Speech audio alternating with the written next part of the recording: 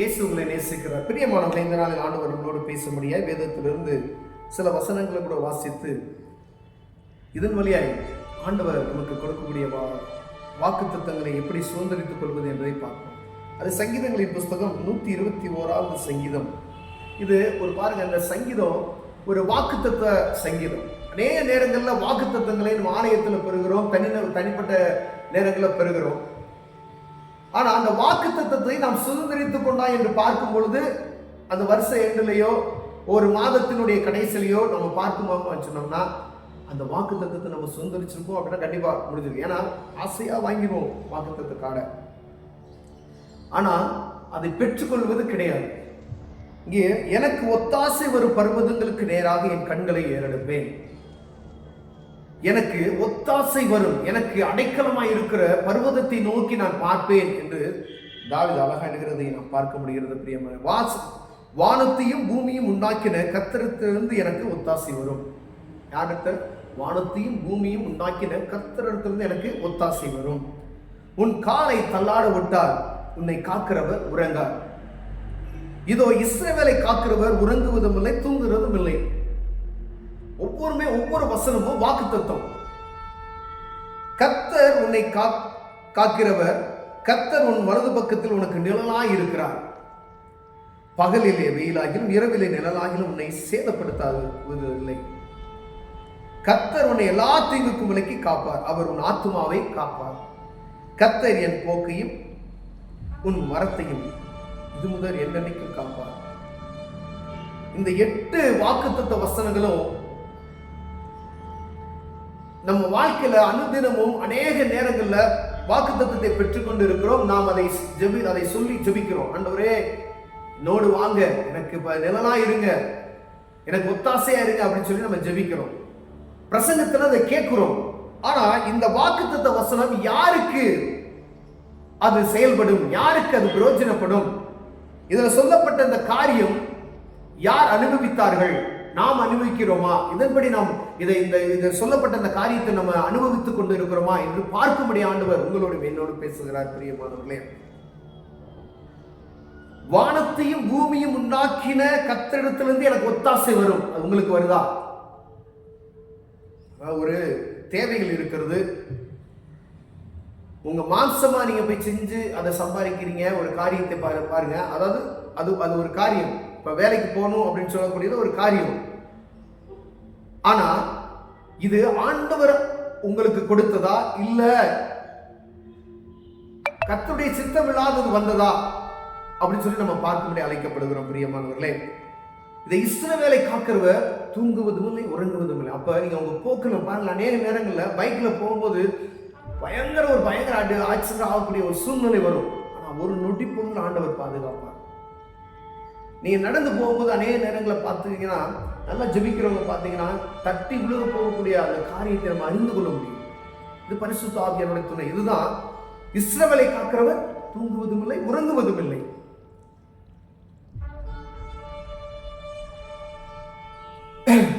கர்த்தர் மனது பக்கத்தில் எப்பொழுதுமே நினைச்சாரா நிழலா இருக்கிறார். இப்ப இந்த வாக்கு தத்துவத்தை சுதந்திரிச்சு கொள்ளணும், முழுமையா ஆண்டவரை நம்ம என்ன செய்யணும்? ஆட்கொள்ளணும். பரிசுத்த ஆவியை எப்பவுமே உங்க கூட வரணும். தாவீது பார்த்தீங்கன்னா எந்த ஒரு காரியத்தை எடுத்தாலும் ஆண்டவர் சமூகத்துல போய் அந்த காரியத்தை செய்யாதபடிக்கு, தேவ சமூகத்துல கேட்காதபடி எந்த ஒரு காரியத்தை செய்யும். இங்க யுத்தத்துக்கு போலாமா வேணாமானா முதல் என்ன செய்வாரு? படைபலன் ஒரு பக்கம் இருக்கிறது, ஆனால் ஆண்டவர் சமூகத்துல போய், ஆண்டவரே நான் இப்படி போறேன், இது வாய்க்க பண்ணி தருவீரா? அவரால் முடியும். ஆனா ஆண்டவத்தை கேட்டு போ அப்படின்னு சொன்னது என்ன செய்றார்? போறார். அப்படிப்பட்டதான பழக்கம் நமக்குள்ள இருக்கிறதா? நம்ம சர்ச்சுக்கு போறோம், சர்ச்சுக்கு போறதுக்கு முன்பதாய் அப்படிப்பட்டதான காரியத்தில் நம்ம ஈடுபடுகிறோமா? ஆண்டவரே இன்னைக்கு என்னோட பேசுங்க. இன்னைக்கு வேலைக்கு போறோம், வேலைக்கு போற இடத்துல ஆண்டவரே என்னோடு இருந்து இன்னைக்கு முழுவதும் பிரசன்னத்தால் என்னை நடத்துங்க, அவர் எப்படி நடத்துறாரோ அதன்படி நடத்துங்க அப்படின்னு சொல்லி கேட்கிறோமா? இந்த வாக்குத்தத்த வசனங்களை நாம் சுதந்திரித்துக் கொள்ளுகிறோமா என்று பார்க்கும்படி ஆண்டவர்களோடு பேசுகிறார். பிரியமானவர்களே, இந்த வாக்குத்தத்தத்தை சுதந்திரித்துக் கொள்ளுனா முழுமையா ரட்சிப்பின் அனுபவத்தை பெற்றுக்கொண்டு, பரிசுத்த ஆவியின் அபிஷேகத்தை பெற்றுக்கொண்டு ஆண்டவரோடு நடக்கிற ஒரு மனிதனுக்கு மாத்திரமே இந்த வாக்குத்தத்தத்தை சுதந்திரித்துக் கொள்ள முடியும். அதுக்கு நம்ம பாவத்தை மன்னித்து இயேசு கிறிஸ்துவின் நாமத்தினால ஞானஸ்தானம் எடுத்து இந்த ரட்சிப்பின் அனுபவத்தை பெற்றுக்கொள்ளும் பொழுது இந்த வாக்குத்தத்தங்கள் முழுவதையும் நம்ம என்ன செஞ்சோம், உடனே சுதந்திரித்துக்கலாம். அது ஆண்டவர் என்ன செய்யறாரு, உங்களுக்கு உயிராய் அதை கொடுத்து விடுகிறார், அதை உங்களுக்கு சொந்தமாக்கி கொள்ள கொடுக்கிறார். அப்பொழுதுதான் இதை நீங்க சுதந்திரித்துக் கொள்ள முடியும். ஒருவேளை ஏதோ கடமைக்கு வெளியே போகும்போது எடுத்ததுமே ஒரு சங்கீதத்தை வாசிப்பு, இந்த வாக்குத்தத்தம் ஆண்டவர் இதை செய்வார் அப்படின்னு சொல்லிட்டு ஆண்டவர், நீங்க அது போய் இந்த காரியம் நடக்கலன்னா ஆண்டவரை செய்யாம விட்டாருன்னு சொல்லி ஆண்டவரை எனக்கு செய்யலன்னு சொல்லி அப்படி அவர்கிட்ட நம்ம கோபிக்கிறதுனால ஒரு பிரயோஜனம் இல்லை.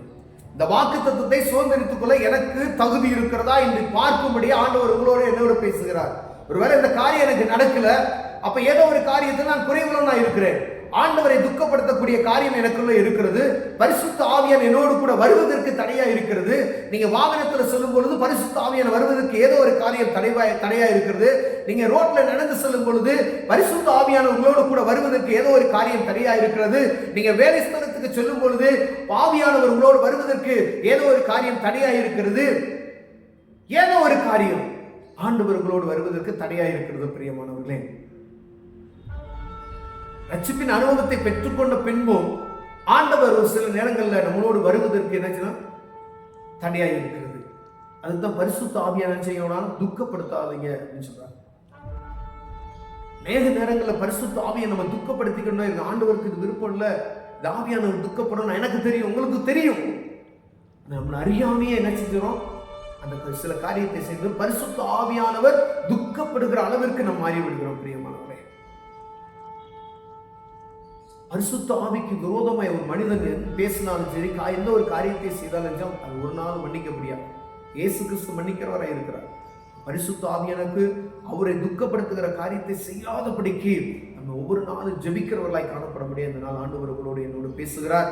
ஒருவேளை நம்ம பரிசுத்த ஆவியானவரை துக்கப்படுத்துகிறோமா, இந்த வாக்குத்தத்த வசனங்களை சுதந்திரித்துக் கொள்வதற்கு நம்ம தகுதியுள்ள பாத்திரமா இருக்கிறோமா, ஏன் இந்த வாக்குத்தத்தை நாம் சுதந்திரித்துக் கொள்ள முடியவில்லை என்பதை அறிந்து, அப்ப இந்த வாக்குத்தத்தை சுதந்திரித்துக் கொள்ளணும்னா அந்த நம்ம தேவ சமூகத்துல பாவ அறிக்கை செய்து பிதா குமாரன் பரிசுத்த ஆவி நாமத்தினால் ஞானஸ்தானம் எடுத்து இந்த ரட்சிப்பின் அனுபவத்தை பெற்றுக்கொண்ட உடனே ஆண்டவர் இதை நமக்கு சொந்தமாய் கொடுத்து விடுகிறார். அப்ப நம்ம நினைச்சிற வாக்குத்தத்தத்தை அனுபவிக்கிறலாம். அப்பா பிதாவை என்ற புத்திர சுகாரத்தில் ஆவியை உங்களுக்கும் எனக்கு கொடுத்திருக்கிறார். அப்ப இந்த வாக்குத்தத்தம் அப்ப செயல்படும். கண்களை மூடுவோம்.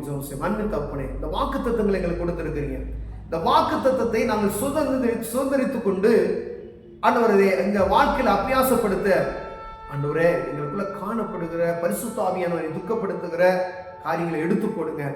ரட்சிப்பின் அனுபவம் இல்லைன்னா அந்த பாவத்தை மன்னித்து இயேசுவிடம் வருவதற்கு எங்கள் கண்களை திறந்து விடுவீராக நான் சொல்லிக்கிறேன். இயேசுவின் நாமத்தில் பிதாவே, ஆமென்.